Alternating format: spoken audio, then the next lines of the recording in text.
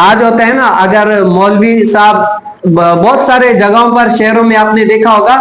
اگر مولوی صاحب کسی مصروفیت کی وجہ سے یا کسی بھی اعتبار سے نماز کا ٹائم ہو جائے اور مولوی صاحب کو لگے کہ بھئی میرا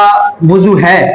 لیکن کیا ہے عام سے بالکل نماز کا ٹائم، جماعت کا اینڈ ٹائم ہو گیا اور پھر مولوی صاحب کو یاد آیا ارے میرا تو یار وضو ہے ہی نہیں، میں ایسے بیٹھا ہوا تھا، تو پھر کیا ہے وہ وضو کرنے کے لیے جاتا ہے۔ پھر ہمارے جو مقتدی حضرات ہوتے ہیں وہ کہتے ہیں بھئی نماز پڑھ رہا ہے پتہ ہی نہیں ہے وضو اور وغیرہ کا، ایسی نماز پڑھانے کے لیے پھر بہت سارے ایسے لوگ آتے ہیں چڑھانے کے لیے بھی، اور بہت سارے ایسی باتیں سناتے ہیں۔ اب یہی عمل اگر نبی علیہ السلام کے دور مبارک میں ہوتا تھا تو صحابہ کا کیا ری ایکشن ہوتا تھا، نبی علیہ السلام کی کیا تعلیم ہوتی تھی؟ وہ کیا ہے، ایک مرتبہ نبی کریم صلی اللہ علیہ وسلم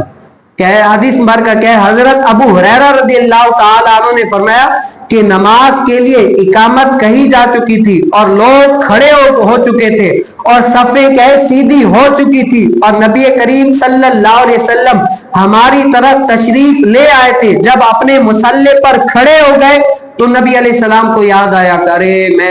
مجھ پر تو کیا غسل فرض ہے۔ اب کیا ہے کہ جماعت کا ٹائم ہو گیا تھا اور نبی علیہ السلام گھر سے نکل کر مصلی پر کھڑے ہو گئے تھے، بس تکبیر بھی کہی جا چکی تھی، اب نبی علیہ السلام نماز پڑھانے ہی والے تھے، تب یاد آ گیا کیا ہے ارے مجھ پر تو غسل فرض ہے۔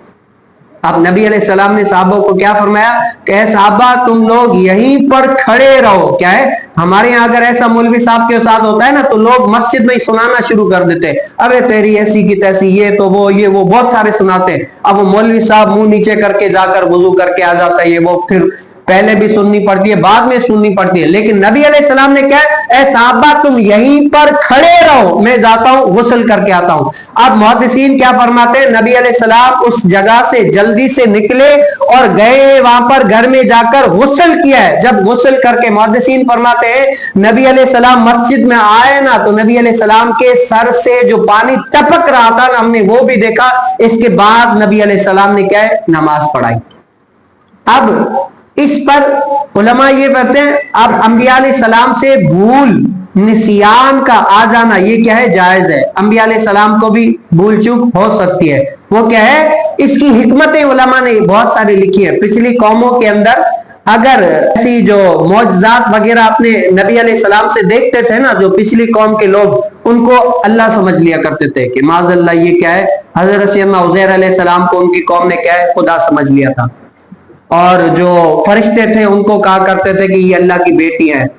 تو جس نبی سے معجزہ صادر ہوتا تھا تو اس کی قوم عیسیٰ علیہ السلام کا ہی دیکھ لے ان کو خدا سمجھتے تھے۔ تو اسی لیے بھول چوک ہونا کی ہے یہ کیا ہے، یہ انسان ہونے کی علامت ہے کہ یہ بھی کیا ہے، اور نبی علیہ السلام کیا ہے نور ہے، کیا ہے نور ہے، اگر وہ ہاتھ اٹھائیں تو کیا ہے چاند کے 2 ٹکڑے کر دیں، اور ڈوبا ہوا سورج اگر انگلی سے کیا اشارہ کریں تو ڈوبا ہوا سورج باہر نکل کے آ جائے۔ تو یہ کیا ہے یہ نسیان کا آ جانا یہ انبیاء علیہ السلام پر یہ بھی کیا ہے جائز ہے۔ اب علماء فرماتے ہیں اگر کسی کے اوپر غسل فرض ہو گیا اور اس کو یاد نہیں آیا وہ مسجد میں آ گیا تو اب کیا کرے، علماء فرماتے ہیں کہ وہ جلدی سے مسجد سے باہر نکل جائے۔ اور اس کے بعد ایک اور مسئلہ علماء فرماتے ہیں اگر جیسے عام دنوں کے اندر کوئی ایسے بندے ہوتے ہیں مولوی بھی اور عام سے بھی مسجد کے اندر ہی سو جاتے ہیں، تو اگر کوئی بندہ مسجد کے اندر سو رہا ہو اور اس کو احتلام پڑ گیا غسل فرض ہو گیا، اب علماء فرماتے ہیں کہ مسجد سے نکلنے کا طریقہ کیا ہے،